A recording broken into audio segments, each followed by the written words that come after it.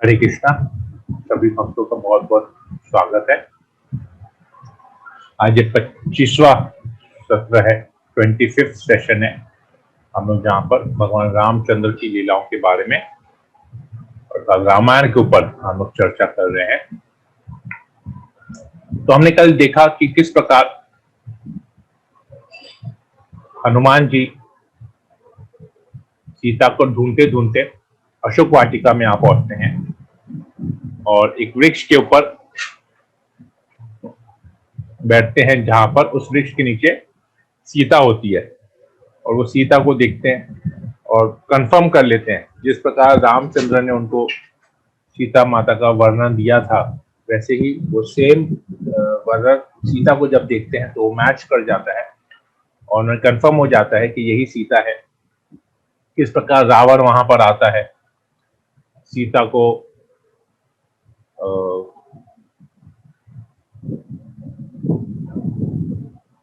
को इम्प्रेस करने के लिए, ताकि सीता उससे विवाह करे, ना करती है, सीता मना कर देती है।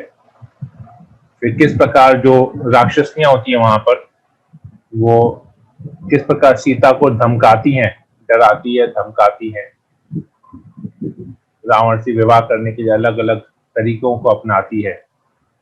और फिर जब ये संभव नहीं होता है तो लोग फिर वहां से चली जाती है। वहां पर जो त्रिजट त्रिजट आती है। त्रिजट एक्चुअली विभीषण की बेटी होती है, वो वहां पर आती है और किस प्रकार उनको अपने स्वप्न के बारे में बताती है। किस प्रकार उसने सपना देखा कि लंका तहस नहस हो जा रहा है, सब लोग, सारे असुर मारे जा रहे हैं। रावण के बारे में, कुंभकर्ण के बारे में, सबके बारे में बताती है।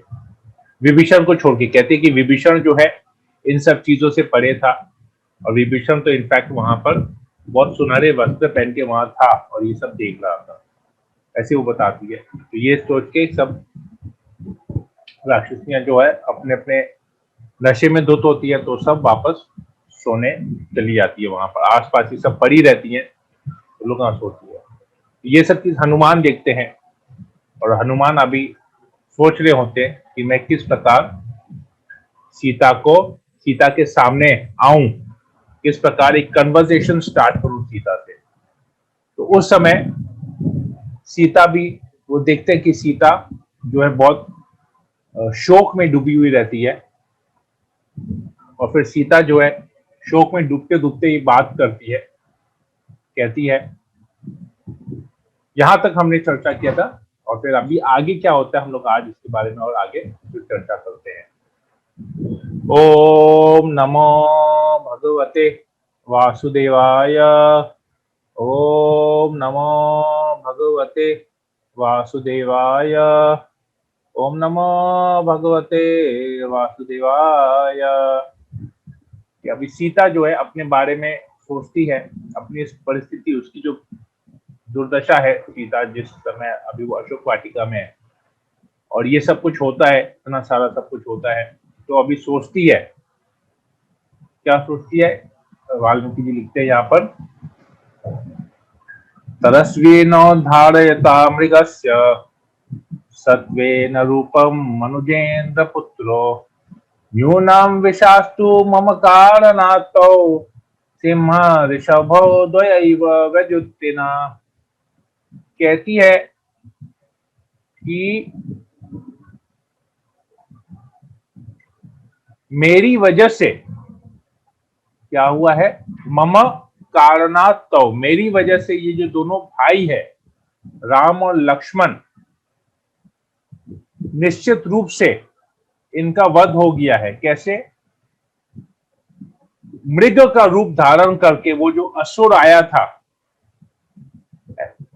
तरस्विनो धारयता मृगस्य, वो जो मृग का रूप धारण करके, वो जो असुर जब मृग का रूप धारण करके आया था, जरूर उसने क्या किया होगा, सत्वेन रूपन मनुजेन्द्र पुत्र, उसने दशरथ के जो दोनों पुत्र हैं, नूनम विशस्तो मम कारण, उसने नून्यम विशस्तो, उसने उन दोनों का वध कर दिया होगा। इसमें सारी गलती मेरी है, मेरे कारण ऐसा हुआ।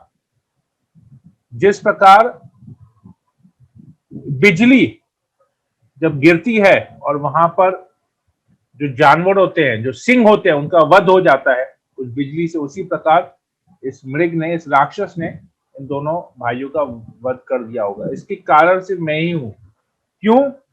क्योंकि मैं उस मृग को देख के आकर्षित हो गई। मैं पहचान नहीं सकी कि वो मृग नहीं, वो काल का रूप है। और मैं अपनी गलती के कारण, अपनी बेवकूफी के कारण, अपनी अज्ञानता के कारण मैंने रामचंद्र को भेजा उसके पीछे, मृग के पीछे, और साथ ही साथ फिर लक्ष्मण को भी भेजा राम के पीछे।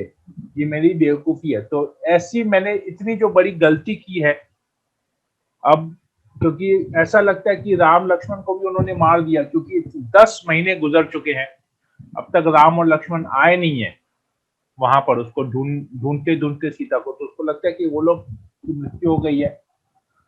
तो कहती है, अपने आप को दोषी ठहराती है कि मेरी वजह से ये सब कुछ हुआ है, अब मुझे भी जीवित रहने का कोई अधिकार नहीं है। तो तुरंत क्या करती है, अपनी चोटी को, अपने बालों को खोलती है, वहां पर एक पेड़ की शाखा होती है, उसको नीचे उतारती है और चोटी को अपने गले से लगा के उस वृक्ष, उस शाखा में बांधती है।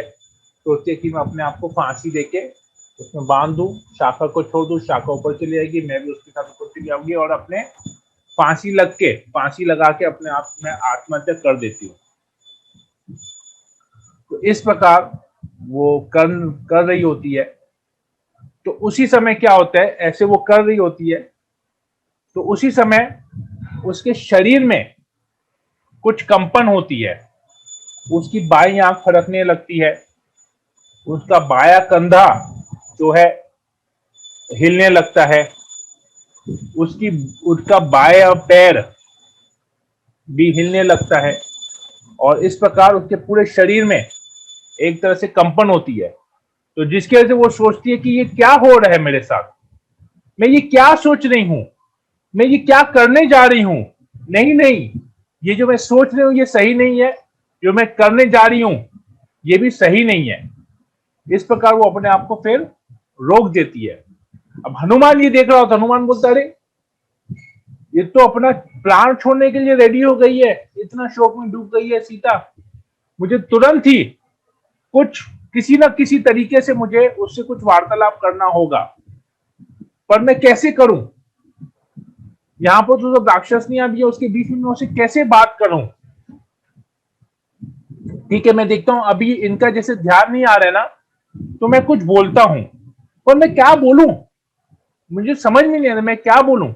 मैं एक छोटा सा वानर हूं, अभी छोटे से रूप में वो पेड़ में छुपे हुए रहते हैं, मैं एक छोटा सा वानर हूं, मैं वानर की भाषा में तो बात नहीं कर सकता, तो वो तो समझेगी नहीं। हालांकि मुझे संस्कृत भी आती है, संस्कृत मनुष्यों की भाषा है, मैं संस्कृत में भी उससे बात कर सकता हूं, परंतु अगर मैं संस्कृत को यूज किया, अगर मैं संस्कृत में सीता से बात करने का प्रयास किया, तो हो सकता है सीता डर जाए, वो बोले अरे ये वानर है, ये संस्कृत में कैसे बात कर रहे, कहीं ये रावण तो नहीं है, किसी वानर का वेश धारण करके ऊपर बैठा है, तो मैं क्या करूं? और अगर मैं बात करूं भी संस्कृत में, तो मैं कौन सा बात, ऐसी कौन सी टॉपिक से मैं स्टार्ट करूं जिससे सीता भयभीत नहीं हो? तो ऐसे करते करते वो सोचता है, हनुमान जी सोचते हैं कि क्यों ना मैं रामचंद्र के बारे में कथा करता हूं, राम कथा करता हूं। तो राम कथा अगर करूंगा, राम का नाम वो सुनेगी सीता, तो हो सकता है उसमें फिर जो है, जो उसका शोक है, जो उसका भय है, ये सब मिट जाएगा। तो वो फिर धीरे धीरे, मतलब एकदम लो वॉल्यूम में, जिस प्रकार केवल सीता खाली सुन पाए, उस वॉल्यूम में वो बात करते हैं, राम कथा करना आरंभ करते हैं। कहते कि इक्ष्वाकु वंश में एक बहुत महान राजा थे, उनका नाम था दशरथ, और वो बहुत बड़े वीर थे, पूरे पृथ्वी के राजा थे। उनके 4 पुत्र हैं, 4 पुत्र में जो सबसे बड़ा पुत्र है वो है राम, उसका नाम है राम, और वो राम महान धनुर्धर है, उसके जैसा धनुर्धारी कोई है ही नहीं। दशरथ के आज्ञा से, दशरथ के कहने पे, अपने पिता के वचन के पालन करने के लिए वो राम जो है वनवास में चले गया, जंगल में, अपनी पत्नी को और अपने भाई के साथ। उस जंगल में उसने बहुत सारे असुरों का वध किया, और यहां तक कि उसने खर और दूषण का भी वध किया। और खर और दूषण का जब जनस्थान में उसने वध किया, तो रावण के पास ये खबर गई, तो रावण क्रोध में आकर उसने सीता का अपहरण कर लिया।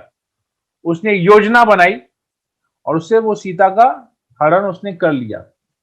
उस सीता की तलाश में राम और लक्ष्मण निकले और किष्किंधा में आके, ऋषिमुख पर्वत के वहां पर आके उन्होंने सुग्रीव नामक वानर से मित्रता की। ऐसे हनुमान जी बोल रहे हैं ये पूरे पास टाइम को, और सुग्रीव से मित्रता की। फिर उसने सुग्रीव के भाई वाली का वध किया और सुग्रीव को वहां का राजा बनाया।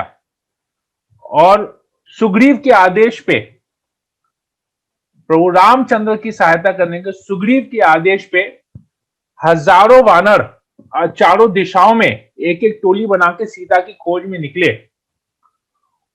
उसमें से एक टुकड़ी जो है दक्षिण की ओर आई, और संपाति के कहने पे उन्होंने, संपाति ने कहा कि वे सीता, रावण जो सीता को लंका लेके गया है। तो उस वानरों के झुंड में एक वानर, मैं हनुमान, 100 योजन के उस समुद्र को पार करके यहां पर आया और मैं लंका में प्रवेश किया। लंका में प्रवेश करने के बाद मैं अशोक वाटिका में आया और मैंने वहां पर सीता को देखा है।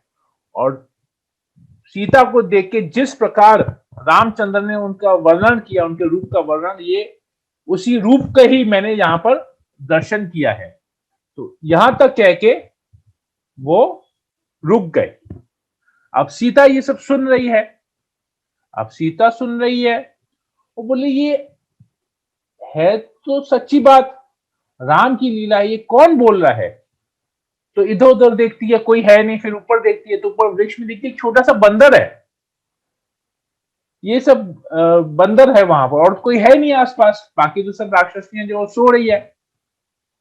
तो बोलते ये बंदर कैसी सब बात बोलेगा, लगता है ये मेरे मन में जो हर पल राम का स्मरण कर रही हूं ना, तो लग रहा है मेरे अंदर ही ये प्रभु राम की कथा जो है अंदर ही अंदर चल रही है। तो ये जो है, मुझे लग रहा है मैंने कोई सपना देखा है, तो ऐसा हो सकता है। तो उस वक्त क्या होता है, हनुमान जी वहां पर उस पेड़ से नीचे उतर के दोनों हाथों को ऐसे प्रणाम करते हुए, जिस प्रकार आप अभी बैकग्राउंड में देख पा रहे हैं हनुमान जी किस प्रकार बैठे हैं, इसी पोज में वो आके सीता के सामने प्रस्तुत होते हैं, अपने आप को प्रकट करते हैं सीता के सामने और कहते हैं, अहम रामस्य संदेशात देवी दूत तवागत वैदेही कुशली राम त्वाम च कौशलम अब्रवीत। कहते हैं अहम रामस्य संदेशात देवी दूत तव आगत, मैं रामचंद्र का संदेश लेके आया हूं, मैं उनका दूत हूं। हे देवी, मैं, हे वैदेही, मैं रामचंद्र का संदेश लेके आया हूं, मैं रामदूत हूं। रामचंद्र ने आपकी कुशलता के बारे में कहा है मुझे कि आप कैसे, आपकी कुशलता के बारे में मैं समाचार लेके जाऊंगा, ऐसा उन्होंने मुझे आदेश दिया है।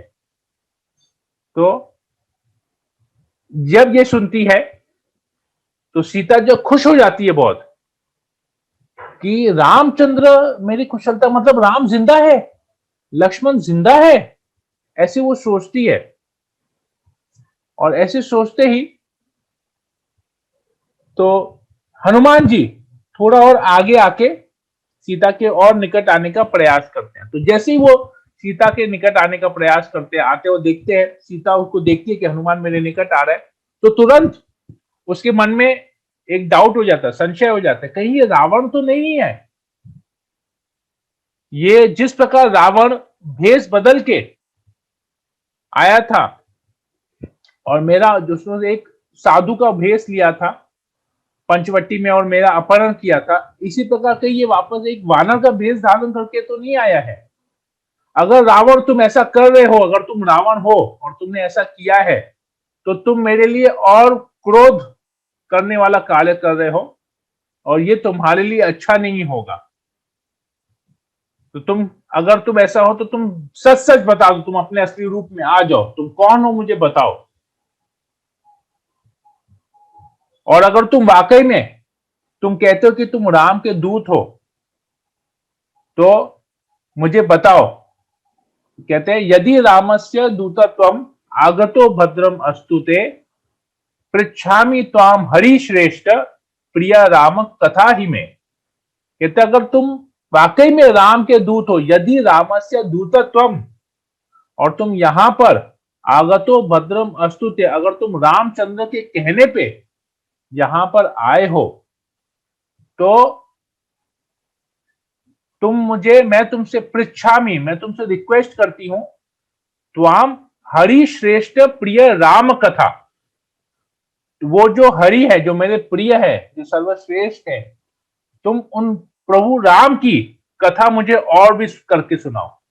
क्योंकि अगर वो रावण है, वो राम के बारे में, राम का गुणगान नहीं करेगा, तो ये वापस से सीता कहती है कि तुम अगर वाकई में राम के दूत हो, तो तुम मुझे रामचंद्र के बारे में और कुछ भी बताओ।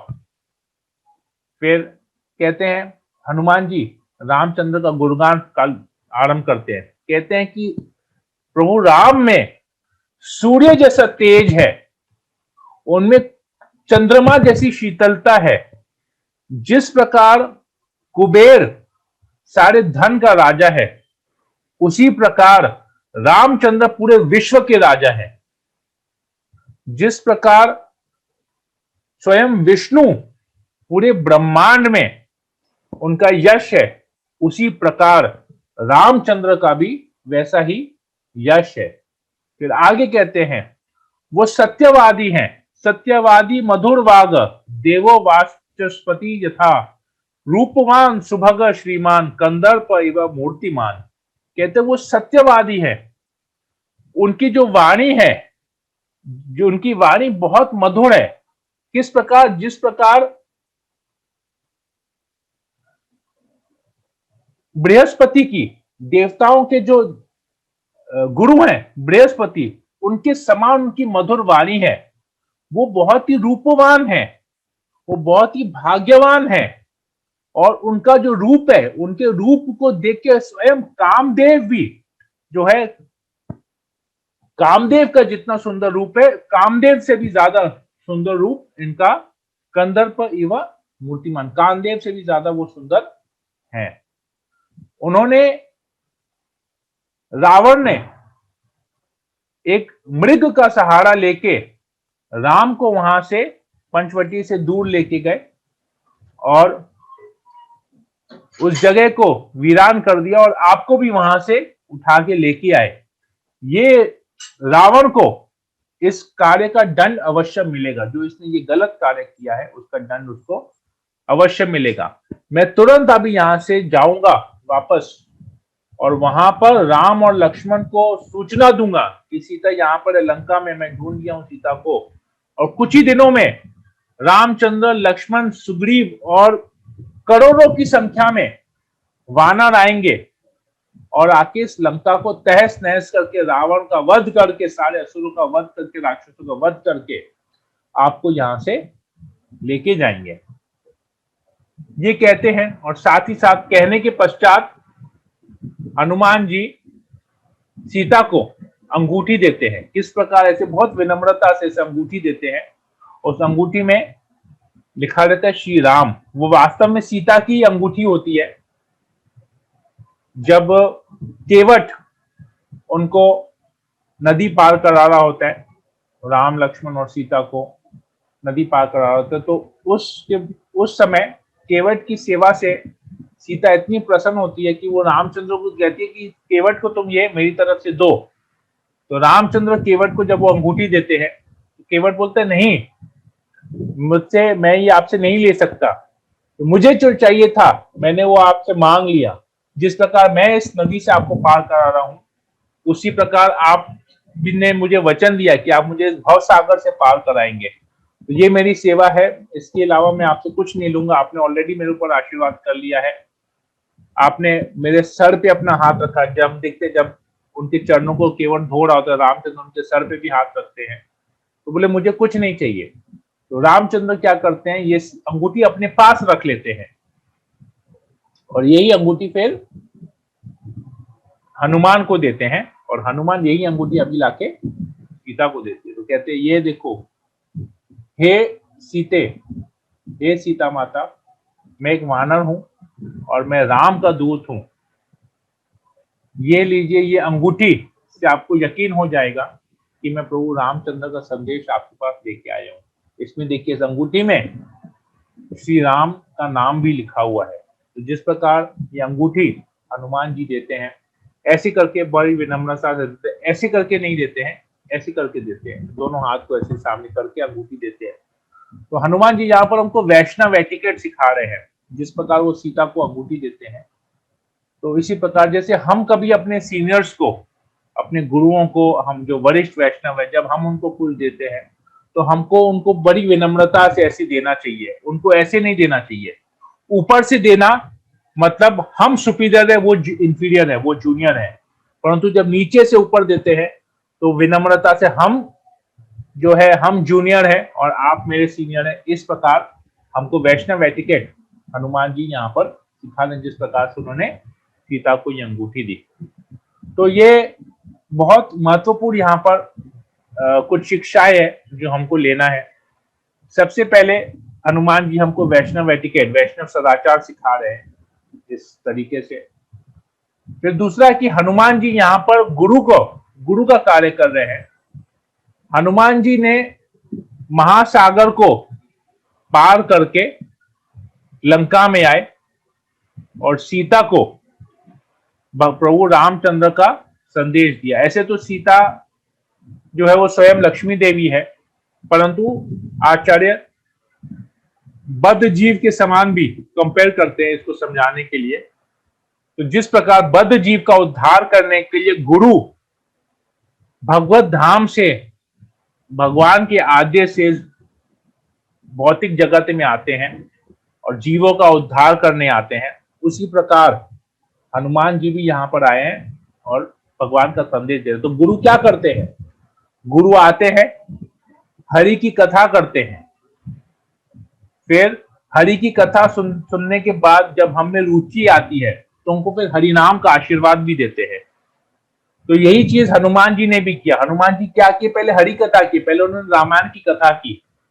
बहुत सोचने वाली बात है यहाँ पर, जब वानर सेना जो हताश हो गई थी, अंगद हताश हो गया था, ढूंढते ढूंढते कहीं उसको कुछ कोई सुराग नहीं मिला कि सीता किस दिशा में गई है, तो हताश हो जाता है। सारे वानर हताश होते, कहते हैं हम यहाँ पर अनशन करेंगे, we will fast till death, हम लोग वापस नहीं जाएंगे क्योंकि हमको सीता मिली नहीं है। 30 दिन हो गया हम लोग वापस, और जाने का हम किस मुंह से वापस जाएंगे, तो हम यहीं पर ही जो है उपवास करके अपना शरीर छोड़ देंगे।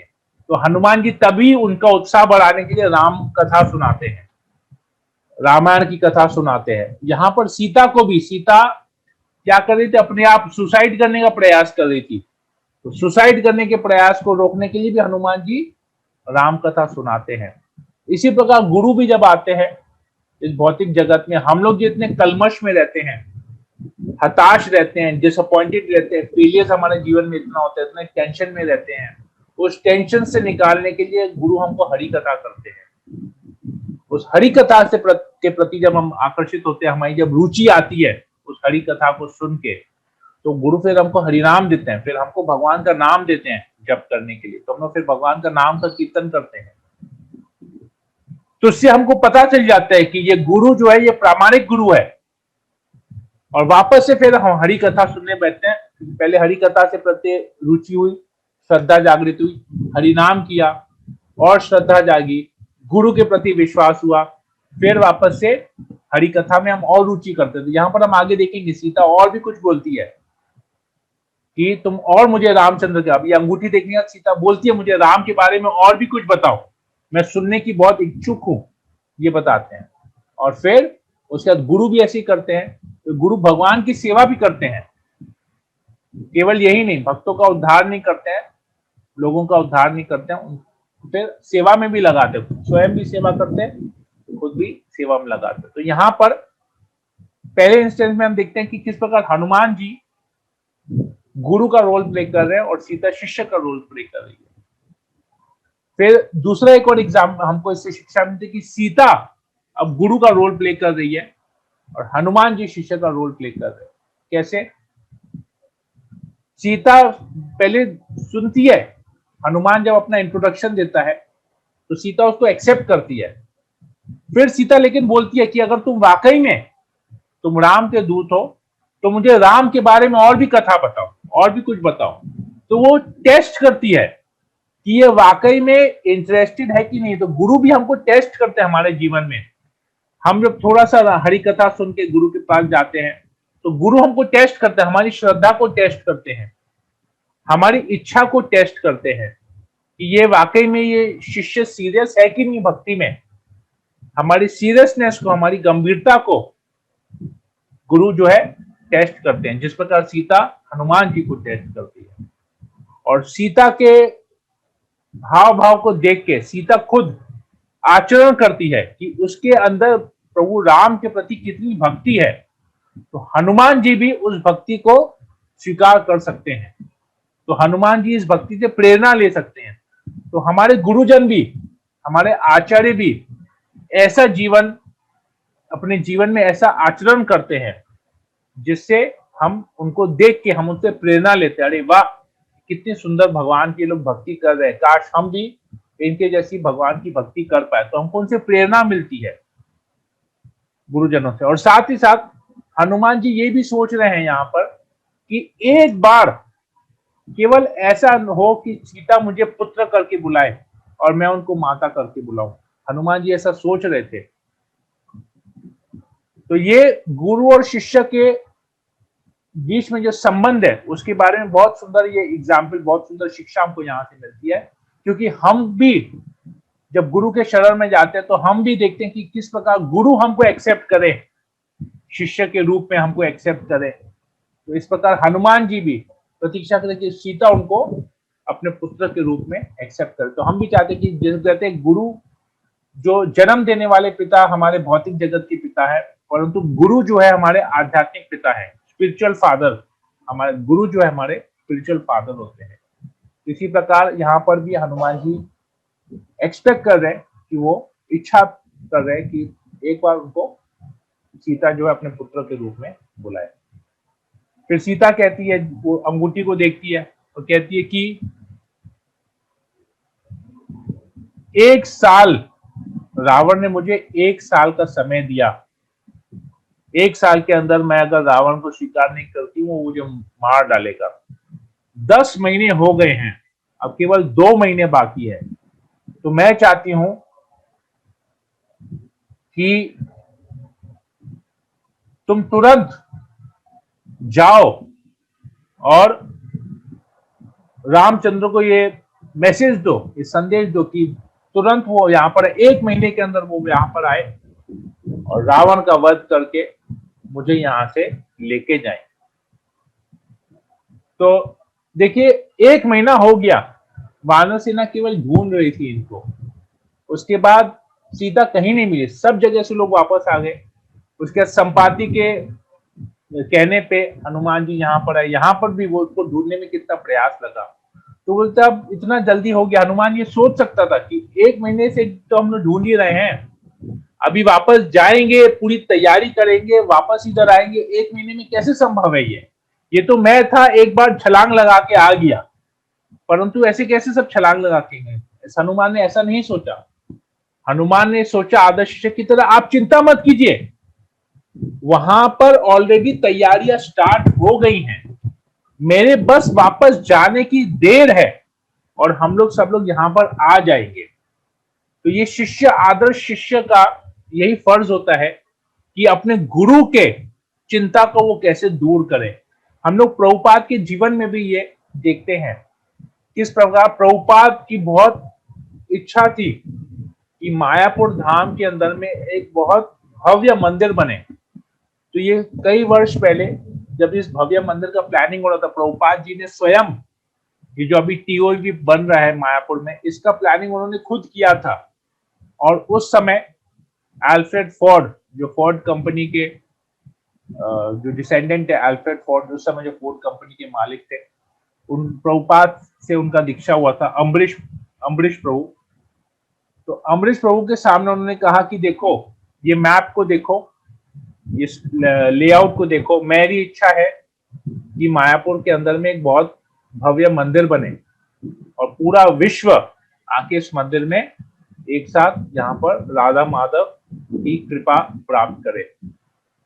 तो अम्बरीश प्रभु ने कहा, Prabhupada this is a very good idea, बहुत सुंदर प्रस्ताव है आपका ये। तो प्रभुपाद ने बोला ठीक है, तुम इसका इंचार्ज बन जाओ, तुम इसकी सेवा ले, भव्य मंदिर बनाने की सेवा तुम्हारी, तो प्लीज तो फाइनेंस इट, केवल यही कहा। और अम्बरीश प्रभु ने इसको, इस प्रभुपाद के इंस्ट्रक्शन को इतना सीरियसली ले लिया कि आज हम देख रहे हैं कि किस प्रकार वो मंदिर का, भव्य मंदिर का पूरा प्लानिंग हो गया, स्ट्रक्चर बन गया, पुजारी का फ्लोर बन गया, और अभी भी पूरे विश्व भर से डोनेशन आ रहा है। अम्बरीश प्रभु ने स्वयं 200 करोड़ इस मंदिर को बनाने के लिए अपने तरफ से योगदान दिया, मतलब 40%, 500 करोड़ का प्रोजेक्ट था जिसमें 200 करोड़ अम्बरीश प्रभु ने इसको खुद अपने वहां से फाइनेंस किया। तो बहुत, तो ये एक शिष्य की हमेशा भावना ऐसी होनी चाहिए कि किस प्रकार मैं अपने गुरु को प्रसन्न कर सकूं, उनकी चिंता को दूर कर सकूं। तो प्रभुपाद के जीवन में हम देखते हैं प्रभुपाद के शिष्य किस प्रकार प्रभुपाद के इच्छा को पूरी करने में अपना पूरा जीवन जो है लक्ष्य वही बना देते प्रभुपाद की इच्छा को पूरी करने में। तो इस प्रकार जब सीता कहती है ये मैं चाहती हूं, तो हनुमान जी कहते हैं आप चिंता मत करो, हम लोग बहुत सब वहां पर करोड़ों में वानर और भालू सब लोग आएंगे यहाँ पर और आपको यहाँ से लेके जाएंगे। तो मैं तो चाहता हूं कि अगर आपको इतनी इच्छा है चलने की, आप मेरे कंधे पे बैठ जाइए, मैं आपको रामचंद्र के पास ले चलता हूं। मैं छलांग लगाऊंगा इस सागर के, इस महासागर से छलांग लगाऊंगा, तो आप मेरे साथ ही चलिए। और मैं तुरंत, और मैं डायरेक्टली यहां से जब छलांग लगाऊंगा, मैं सीधा प्रश्रवण पहाड़ी में जाके, जहां पर जिस गुफा में रामचंद्र रहे हुए हैं अभी, मैं डायरेक्टली उस गुफा में जाके वहां लैंड करूंगा। मैं दक्षिण तट पे जाके लैंड नहीं करूंगा, सीधा वहीं पर ही जाके लैंड करूंगा और तुरंत आपको प्रभु रामचंद्र से मैं मिला देता हूं। और जब मैं आपको यहां से लेके जाऊंगा अपने कंधे पे बिठा के, लंका में कोई भी ऐसे राक्षस में क्षमता नहीं है जो मेरे तरह इस प्रकार का छलांग लगा सके, कोई मुझे पकड़ सके, किसी में ये क्षमता नहीं है। जिस तरह मैं वहां से छलांग लगा के 100 योजन पार करके यहां पर आया हूं हवा में उड़ते हुए, उसी प्रकार मैं आपको वापस लेके जाऊंगा, आप इसमें किसी भी प्रकार का संशय मत रखिए। तो सीता ये सुनती है, हैरान हो जाता है, बोलते तुम इतने छोटे से वानर, तुम क्या कह रहे हो, तुम कैसे लेके जा सकते हो मुझे, तुम्हें इतना तो छोटा सा रूप है। तो हनुमान जी ये सोच, जब सीता ऐसा कहती है, हनुमान बोलते हैं लगता है उनको अपना बड़ा वाला रूप भी दिखाना पड़ेगा। तो तुरंत वो क्या करते हैं, अपने आप को, अपने शरीर को एक्सपैंड करते हैं और इतना बड़ा बन जाते हैं, और सीता जो है उनको देखती रहती है, ऐसे से ऐसे ऐसे करते करते करते तो ऊपर देखती है, अरे बाप रे इतना बड़ा। तो कहते हैं फिर वापस जो है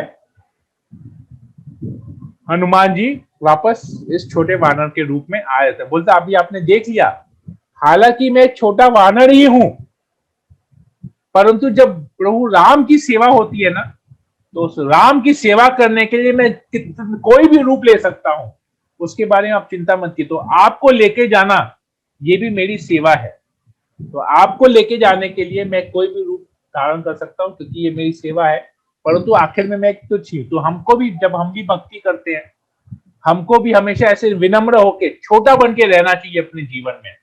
परंतु जब सेवा मिले ना, सेवा करने के लिए हम किसी भी रूप को ले सकते हैं, धारण कर सकते हैं, परंतु वापस में हमको वही विनम्र रूप में ही हमेशा परंतु हमको रहना चाहिए। तो कहते हैं, तो सीता कहती है नहीं, मैं अपने प्रभु राम के शरीर को छोड़ के मैं किसी भी दूसरे जीव के शरीर को मैं स्पर्श नहीं कर सकती हूं। ये मेरे अपने पति के प्रति मेरी भक्ति है। वो अलग बात है कि रावण ने छल से उसने मेरे शरीर को पकड़ा, परंतु मैंने कभी उसके शरीर को स्पर्श नहीं किया। उसने छल से मेरे साथ ऐसा किया, मैं उससे कुछ कर नहीं सकी। परंतु उचित यही होगा कि रामचंद्र यहां पर आए, उस रावण का वध करे, उसको उसके किए का दंड दे, उसने जो भी ये कार्य किया उसका दंड दे, और मुझे शान से यहां से लंका से लेके जाए। तो हनुमान जी कहते हैं कि ठीक है, परंतु हे मैया, हे सीता माता, मैं जिस प्रकार रामचंद्र का ये अंगूठी लाके आपको दिया, उस प्रकार आप भी मुझे ऐसा कुछ दीजिए जिससे मैं वापस वहां जाऊं और मैं प्रभु रामचंद्र को दे सकूं, कहूं कि हाँ मैं सीता से मिलके आया हूं, सीता भी जिंदा है। क्योंकि हमें सबसे बड़ा टेंशन तो यही था कि सीता जिंदा है कि नहीं, अगर जीवित है तो कहां पर है। तो आप मुझे ऐसा कुछ दीजिए ताकि मैं रामचंद्र के पास लेके जाकर प्रभु को जाके दिखाऊं कि हाँ मैं सीता को मिलके आया, वो सुरक्षित है, उसको केवल लेके जाना है, वो बहुत शौक में, और ये उसकी निशानी है। तो सीता क्या करती है, कुछ 2-3 बातें ऐसे बताती है जो केवल उन्हीं को पता रहती है। बताती है कि किस प्रकार जब वो बैठी हुई थी, आराम कर रही थी, तो एक कौवे ने आके उनको चोंच मारी थी और उनके शरीर से खून निकलने लगा था। तो रामचंद्र जब वहां पर आए और उन्होंने देखा, तो उन्होंने तुरंत वहां से घास का तिनका उठाया, उसमें ब्रह्मास्त्र का मंत्र फूका और उस कौवे की ओर फेंका। कौवा पूरा ब्रह्मांड में घूम के आया, सबका शरण लेने का प्रयास किया, परंतु किसी ने उसको शरण नहीं दी। तुरंत फिर वो पूरा ब्रह्मांड घूम के वो घास का तिनका ब्रह्मास्त्र के रूप में उसके पीछे पीछे आते। फिर जब उसने रामचंद्र की शरण ली, तो प्रभु रामचंद्र ने उसको फिर कहा कि ये तो चल गया है, ठीक है, मैं तुम्हारे प्राणों को बख्शता हूं, और ये केवल तुम्हारी दाई आंख पे इसको तुमको लेना पड़ेगा। तो दाई आंख पे उस कौवे ने ले लिया उसको और अपने प्राण को बचाया। ये तुम जाके बताना कि सीता ने मुझे ऐसा कहा है। और साथ ही साथ फिर एक और बताना कि एक बार जो है मैं सिंदूर लगा रही थी, तो मेरे सिंदूर की जो डब्बी है उसमें सिंदूर खत्म हो गया था। तो मैंने रामचंद्र को कहा कि देखो मेरा सिंदूर खत्म हो गया, मैं क्या भरूंगी अपने मांग में। तो वो तुरंत वहां पर लेके गए, एक पत्थर के ऊपर अपने ऐसे पूरे हाथ को, बाएं हाथ को घसा, और वहां से उसके स्पर्श से उसमें से जो मट्टी निकली वो पूरी लाल रंग की, सिंदूर बन गया वो। और उसने फिर मुझे कहा कि ये लो सिंदूर, अपनी डब्बी में रखो, और वहीं से सिंदूर लेके उसने मेरे मांग में भी सिंदूर लगाया। तो ये तुम कहना, ये केवल मुझे और रामचंद्र को पता है इसके बारे में, तुम ये बात उसको बताना, तो वो जरूर जो है विश्वास करेंगे कि हाँ सीता से ही मैं मिलके आया, सीता से ही तुम मिलके आए। और साथ ही साथ ये जो है उसने फिर अपने बालों से एक गहने को निकाला, हालांकि सारे आभूषण उसने किष्किंधा में छोड़ दिए थे, गिरा दिए थे जब रावण उनको लेके आ रहा था। एक केवल आभूषण बचा था जो उसके बालों में था, तो वो आभूषण को निकाल के दिया, बोला ये भी तुम लेके जाओ और ये रामचंद्र को देना। परंतु एक बात मुझे बताओ, ये तुम कहते हो राम लक्ष्मण आएंगे, वानरों के साथ आएंगे, भालू के साथ आएंगे, तो ये कैसे संभव है? रावण तो बोलते हैं मैंने जो अभी आपको रूप दिखाया है, मैं उस पूरी वानर सेना में मैं सबसे तुच्छ हूं।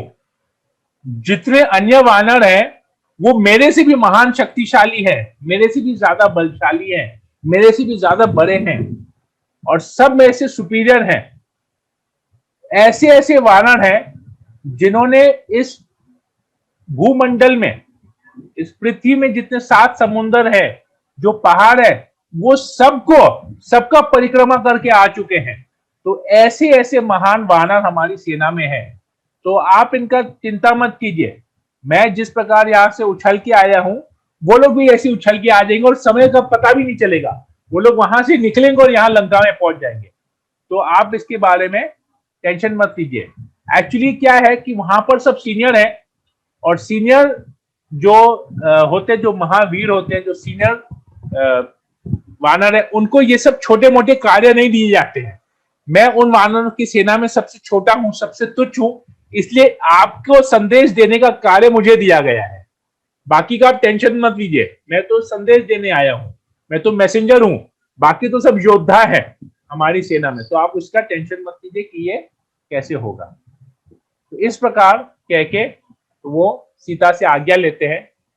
तो सीता उनको, और वो सोचते कि अभी मैं वापस उत्तर की दिशा में वापस जाऊं, क्योंकि जब वो आए थे दक्षिण की दिशा में आए थे, सीता को ढूंढ के, आप वापस जाएंगे तो उत्तर की दिशा में जाएंगे। पर फिर सोचते हैं कि क्यों ना एक बार, अब इस आया हूं अशोक वाटिका में, इतने सुंदर सुंदर फल है, क्यों ना एक बार इसको टेस्ट करते जाऊं। तो सीता से प्रार्थना करते हैं कि सीता माता आपकी इजाजत हो तो मैं इतना लंबा जर्नी तय करके आया, तो मुझे थोड़ी सी भूख लगी है, तो अभी मैं कुछ खा पी लेता हूँ। यहाँ से कुछ फल वल है, अलग अलग टाइप के सुंदर सुंदर फल है, मैं सबको खा लेता हूँ और खाने के पश्चात मैं वापस जाऊंगा। तो सीता कहती है हाँ भले खाओ।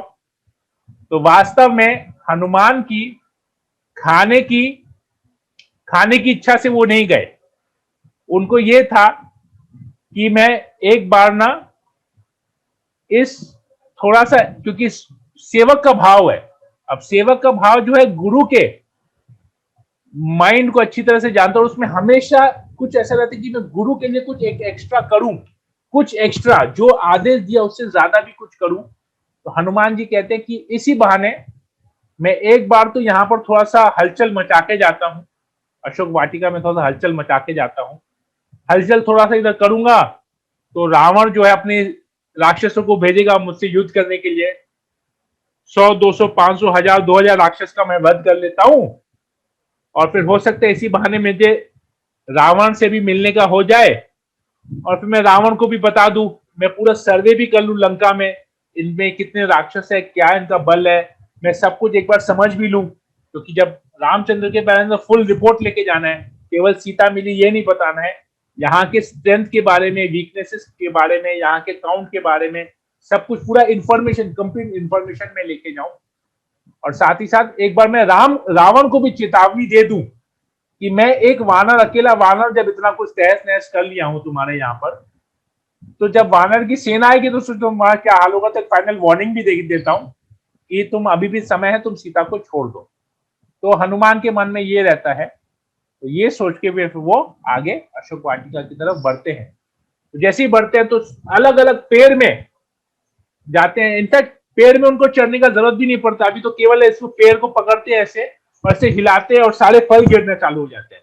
तो अलग अलग प्रकार के फल, आम, अंगूर, सेब, पपीता, जितने भी फल है, सारे फलों को वो खाते हैं, एक एक करके ऐसे खाते, फल खा खा के पेड़ का पेड़ ऐसे उठाते हैं, ऐसे मुंह में डालते हैं, सब पत्तों को खाते और वृक्ष को ऐसे उठा के फेंक देते हैं। ऐसे करके सब वृक्षों को भी उठा उठा के इधर उधर पटकते रहते हैं। अब ये सब जो इतना उधम वहां पर होता है, तो राक्षसनियां जो वहां पर नशे में धुत होकर सोई हुई रहती है, वो उठती हैं। एक राक्षसनी उठती है, आंख खोल के देखती है, अरे ये क्या हो रहा है, ये कौन है जो इतना सब कर रहा है। तो देखते हैं कि वो पेड़ का पेड़ उखाड़ के फेंक रहा है, तो सारी राक्षसनियां वहां पर जाग जाती है। अरे बाप रे, ये क्या हो गया, यहाँ पर हम लोग थोड़ी देर के लिए सोए क्या, ये कौन आके पूरा, माने अशोक वाटिका प्रैक्टिकली 75% डिस्ट्रॉय हो गया था, ये कैसे हुआ, हमको पता भी नहीं चला। कोई जादुई व्यक्ति, लगता है कोई मायावी व्यक्ति यहाँ पर आया है और उसने ये सब किया है। फिर उनको सीता के ऊपर शक जाता है कि सीता का कोई जान पहचान वाला तो नहीं है, क्योंकि सीता जहां पर बैठी थी उस वृक्ष को कुछ नहीं हुआ था, बाकी उसके आसपास दूर दूर तक, पास पास और दूर दूर तक सारे वृक्षों को उखाड़ उखाड़ के फेंक दिया था। तो सीता को बोलते हैं कि कौन था, हम लोगों ने देखा कि तुम किसी के साथ बात कर रही थी, कौन था जिसके साथ तुम बात कर रही थी, बताओ। तो बोली नहीं, मैं तो किसी के साथ बात नहीं कर रही थी, तुमको, वो तो छोटा सा वानर था, इधर तो ऐसे जानवर आते रहते हैं, मैं उनके साथ थोड़ा बातचीत करते हुए चले जाते हैं, मैं नहीं जानती कि वो कौन था। इस प्रकार वो वहां पर झूठ बोलती है और ये लोग तुरंत वहां पर फिर दौड़ के जाती है रावण के पास। तो ये यहाँ पर सीता झूठ बोलती है, तो बहुत लोगों के मन में ये भी आ सकता है कि सीता ने झूठ क्यों बोला। तो शास्त्रों में आता है कि चार कारण होते हैं जहां पर आप झूठ बोलेंगे तो वो झूठ बोलना भी सही बात माना जाता है। तो शास्त्रों में आता है कि 4 जगह पे आप झूठ बोल सकते, झूठ बोलना अलाउड है। पहला आता है कि अगर पति पत्नी में झगड़ा होता है तो उस झगड़े को सॉल्व करने के लिए पति पत्नी से झूठ बोल सकता है, पत्नी पति से झूठ बोल सकती है उस समझौता करने के लिए, सिचुएशन को कंट्रोल करने के लिए झूठ बोलना। क्योंकि मैरिज में पति और पत्नी के बीच में थोड़ा सा झूठ चलता है, क्योंकि एक दूसरे के लिए भले के लिए ये झूठ होता है, तो ये झूठ बोलना अलाउड है। सेकेंड ओकेजन आता है जहां पर झूठ बोलना अलाउड है, वो है किसी के प्राणों की रक्षा करने के लिए अगर झूठ बोलना पड़े तो ये झूठ बोलना भी अलाउड है। तीसरा आता है व्यवसाय में, अगर आप बिजनेस करते हैं तो व्यवसाय में भी झूठ बोलना अलाउड रहता है। और चौथा एक और इंसिडेंट आता है, एक और सिचुएशन होता है जहां पर आप झूठ बोल सकते हैं, वो है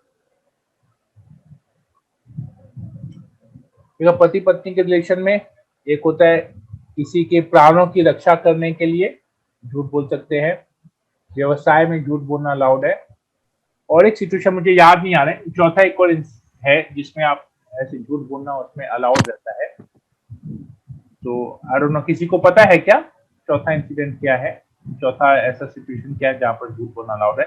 फिर यहाँ पर सीता ने रक्षा के लिए, हाँ वो तो मैंने बताया, किसी प्राणों की रक्षा करने के लिए झूठ बोल सकते हो। तो यहाँ पर जिस प्रकार हनुमान धर्म की रक्षा, धर्म की रक्षा करने के लिए, हाँ धर्म की रक्षा करने के लिए झूठ बोल सकते हैं। यहाँ पर हनुमान के प्राणों की रक्षा करने के लिए, उनको बचाने के लिए सीता ने झूठ बोला, तो ये झूठ अलाउड होता है। ओके, तो या इसके बाद अब रावण के पास जब जाते हैं तो रावण जो है क्रोधित हो जाता है, और उसके बाद रावण क्या करता है हम इसके बारे में कल फिर चर्चा करेंगे। तो हम यहीं पर इस कथा को विराम देते हैं। सियावर रामचंद्र की जय, पवन पुत्र हनुमान की जय, श्रील प्रभुपाद की जय। हरे कृष्ण कृष्ण कृष्ण हरे हरे, हरे राम राम राम हरे हरे। हरे कृष्णा।